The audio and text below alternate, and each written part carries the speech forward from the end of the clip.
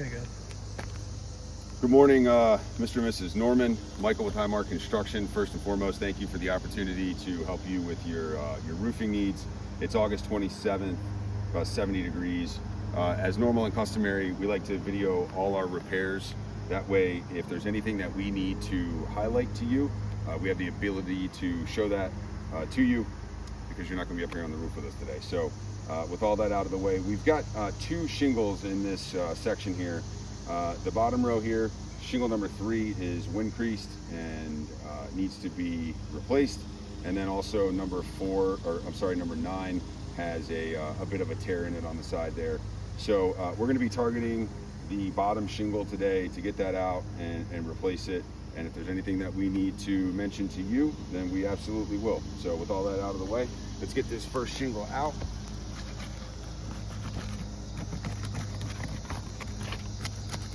We are using the recommended roof snake tool to try and be as careful as possible.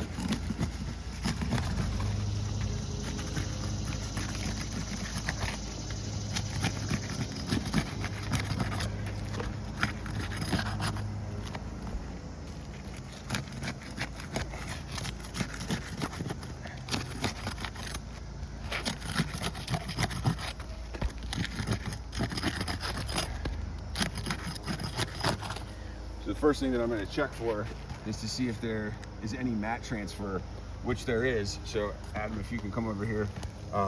One thing we want to highlight, and we'll take photos of this as well, we can see that there's mat transfer between this shingle and the shingle beneath. What that is going to do is prevent this shingle from bonding securely in a way that was intended by the manufacturer. So we are going to have to hand seal each one of these shingles. And you can see that there's mat transfer all along here. I don't want to lift the shingle too high, but we will take photos of this just so we can highlight it a little better. There we can see the mat transfer as well. Pretty much on every shingle here, this one's pretty bad under 6. Every shingle here that I lift up, there's considerable mat transfer. We're going to continue with the repair, but one of the first things that we've noticed as a direct result of the repair itself.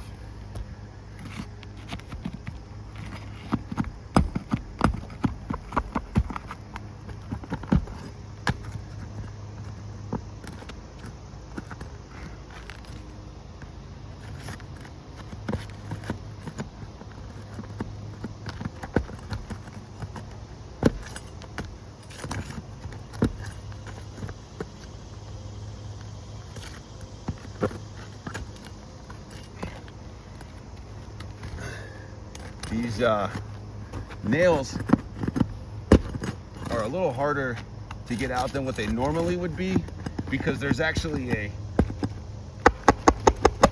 second layer of asphalt shingle under this top layer, which makes getting the shingles out even more difficult.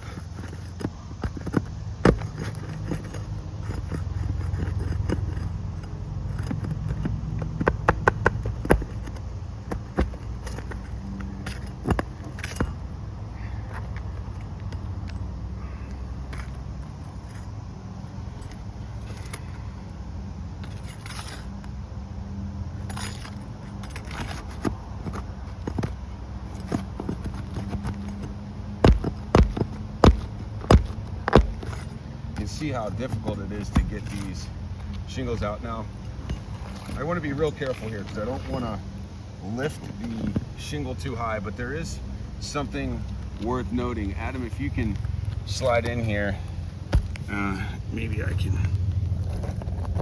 So we can see right here where this shingle has started to tear at the nail line. So this hole, as you can see here, is already bigger than what was there originally. So I'm gonna need to put a nail back in this hole because there's a hole in the roof. So I need to put a nail back in this hole.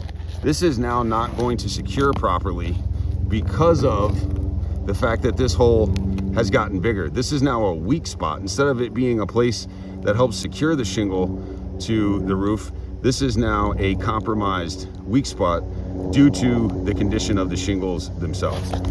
So one more thing to note, and you know, we'll continue with the repair and kind of give our assessment as we go.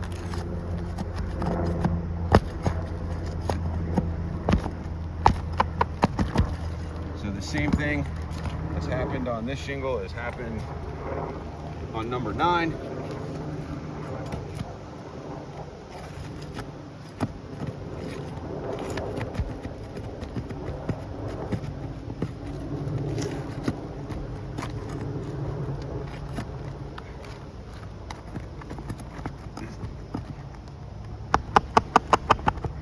This added layer of roofing material makes it extremely difficult to get these nails out.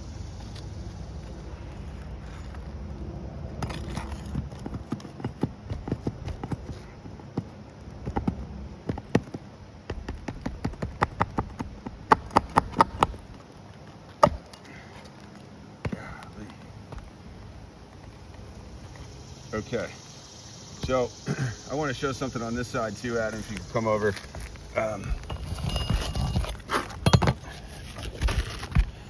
So on this side, at the end of the shingle, we can see how this actually tore completely. So right on the edge, you can see how this has torn completely. Yep, I can see that.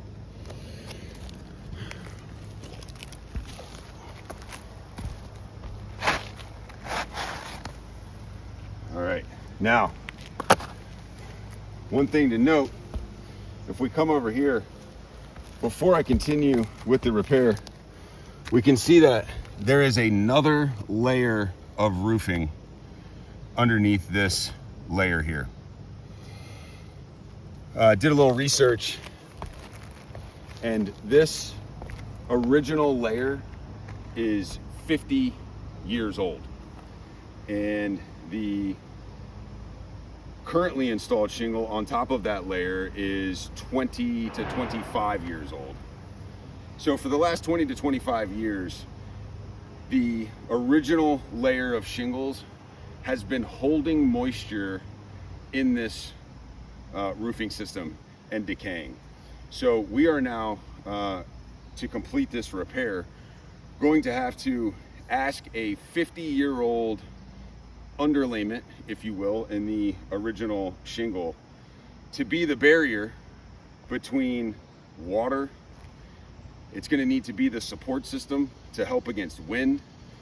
We're asking a lot of a 50-year-old shingle on your roof. So I'm going to continue with the repair, but there's also some other things that I want to note as we're going here. Before we even get started, we can see that on shingle 6, there's starting to be some granule loss and some creasing at the top, just as a result of trying to get the nails out. So now this is another, we can see here how it's torn. This is now, it tore here due to the brittleness of the shingle. This is now another compromised shingle. So as we continue these repairs, we're just, even while being as careful as possible, using the proper tools, we're continuing to cause more and more damage. Bear with me 1 second. I'm going to grab our new shingle.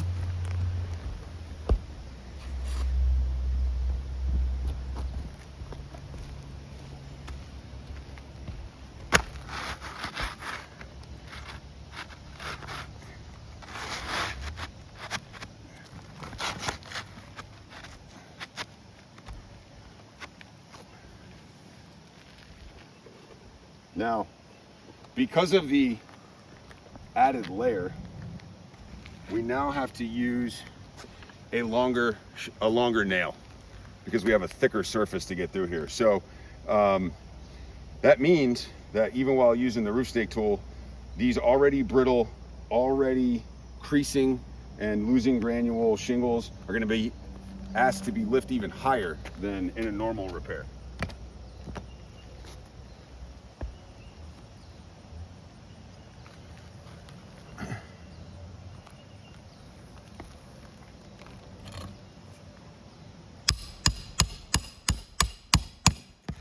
Now, one thing worth noting is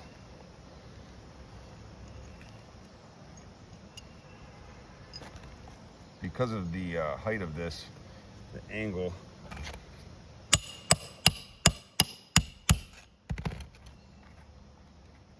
this hole, which I cannot see, does not want to go in straight.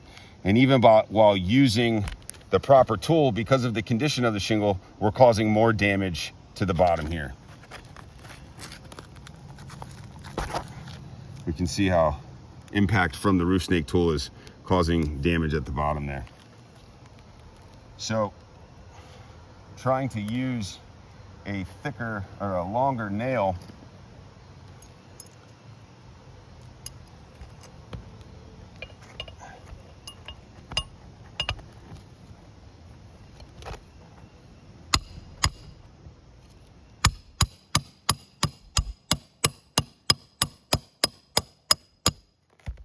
is just not wanting to go in. It's this underlayment, this shingle underneath is so hard and so brittle that you can see what's happening to the nails.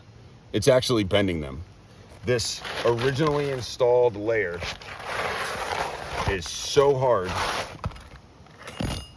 because it's been on here for 50 years, and now we can see what's happening here. It's actually causing this hole to get bigger than what was originally there. We've now created a maintenance issue for the customer.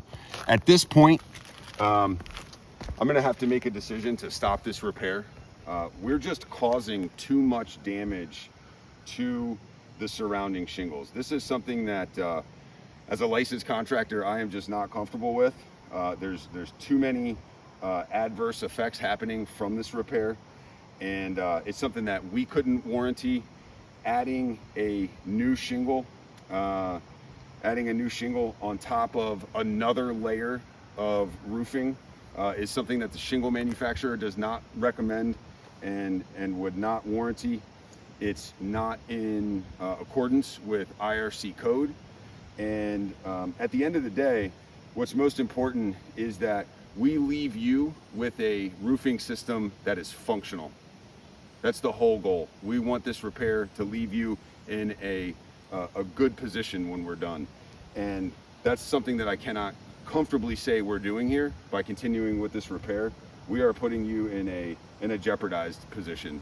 The functionality of your entire roofing system has been compromised as a result of this repair. So what we're gonna do is we're gonna put a tarp on this, and we can discuss how you would like to proceed, but at this point we need to stop the repair. So I appreciate your time, and look forward to speaking with you further about how we can help. Thank you.